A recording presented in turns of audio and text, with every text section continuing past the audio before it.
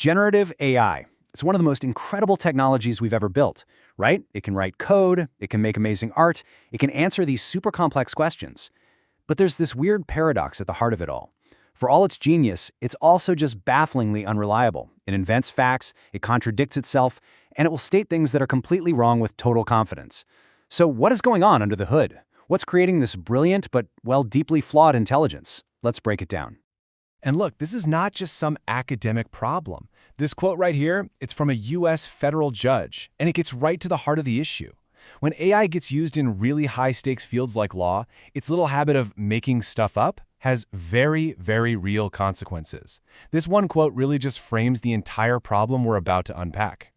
So here's our game plan for this explainer. First, we're going to look at a real-world case where an AI just went completely off the rails. Then, we'll dig into the 3 core reasons why this happens: hallucinations, something called nondeterminism, and its own built-in time capsule. And finally, we'll check out the search for a fix and land on what is maybe the single most important skill for anyone using AI today: calibrating your trust. Okay, first up, a story that shows exactly what happens when AI's unreliability crashes head-on into the real world. This is the story of Mata versus the airline Avianca. So get this, a lawyer, just trying to do his job, uses ChatGPT for legal research. And the AI doesn't just, get a small detail wrong. It invents 6 entire legal cases out of thin air. We're talking fake quotes, bogus citations, the whole shebang. And the lawyer had no idea until the other side pointed out that, hey, none of these cases actually exist. And just like that, this case became the poster child for the dangers of blindly trusting AI. That whole mess brings us right to our first and probably most famous limitation, the phenomenon that everybody's talking about called hallucination. Let's really break down what this word means when we're talking about AI, because it is not what you think. An AI isn't seeing things like a person would. A much better word that researchers actually prefer is confabulation. And what that means is it's creatively filling in the gaps in its own knowledge. You see, the model doesn't care about the truth. Its only goal is to give you a plausible-sounding answer, and it will invent whatever it needs to do that, presenting it with absolute confidence. So why does this happen? Well, it really boils down to 3 main things. First, the data it's trained on. The model learns from the entire internet, which, is a huge, messy place filled with mistakes and fiction. Second, its core mission isn't to be right. It's just to be plausible.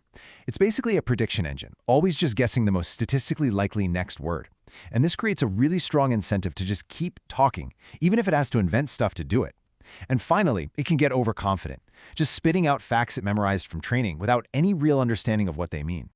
Now, to get a little more technical for a second, not all uncertainty is the same. You've got Aleatoric uncertainty, which comes from the question itself being a bit fuzzy, like asking what the word bat means. Could be a baseball bat, could be the animal. But the real problem, the thing that drives hallucinations, is epistemic uncertainty. This is all about a gap in the model's own knowledge, when it just plain doesn't know the one correct answer to a factual question. And this diagram just shows that difference perfectly. The bat question is a data problem. It's ambiguous. But the question about city population, well, that reveals a knowledge gap in the model itself.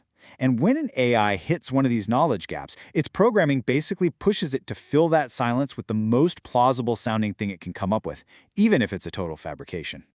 And don't for a second think this is just a chatbot problem. When OpenAI's video model, Sora, was asked to recreate this famous train scene, it started hallucinating visually. I mean, it invented a whole second train track, had the train going in the wrong direction, and even made up parts of the locomotive itself. It's just proof that this core problem of making stuff up exists no matter what the output is. Okay, let's move on to our next key limitation. And this is one that you have almost certainly run into yourself. It's the problem of predictability, or what the experts call nondeterminism. I'm sure you've done this. You put in the exact same prompt, maybe just a minute or 2 apart, and you get 2 totally different answers back. This isn't a bug, okay? It's actually a fundamental part of how these models are built. So here's the key thing to remember. This nondeterminism is by design. Because the models are built on probability, there's an element of randomness baked right into their core. Now that randomness is where all its creativity comes from, but it's also its Achilles heel. It makes getting the kind of consistent, reliable results you need for business or science a massive, massive challenge. And this quote from a Reddit user just sums it up perfectly. The very thing that makes these models generative, Their ability to create brand new text is the exact same thing that makes them non-deterministic. They are two sides of the same coin. In their current form, you just can't have one without the other. All right, on to our third major limitation, and this one acts like a huge trigger for the other two. You see, generative AI models are basically living in a time capsule. Let's see how this all connects. This timeline is, well, it's pretty revealing. The standard GPT-4 model, which a ton of people still use, has zero internal knowledge of anything that happened in the world after September 2021. Even the newer Turbo model is living in the past. They are, for all practical purposes, frozen in time. And why? Because retraining a model of this size can cost hundreds of millions of dollars. And this is where it all clicks together. When you ask a model about something that happened after its cutoff date, you are forcing it into a state of maximum epistemic uncertainty. It has this giant knowledge gap. So what does it do? It hallucinates. It tries to fill that gap by generating the most believable fiction it can possibly come up with. So, given these really deep inherent limitations, what are people doing about it? Can we actually fix these problems and build a more reliable AI? Well, one of the most promising workarounds is a technique called Retrieval Augmented Generation, or RAG. The idea is actually pretty simple. Instead of just relying on its frozen internal knowledge, the model first goes out and retrieves fresh information from an external source, like a live search engine.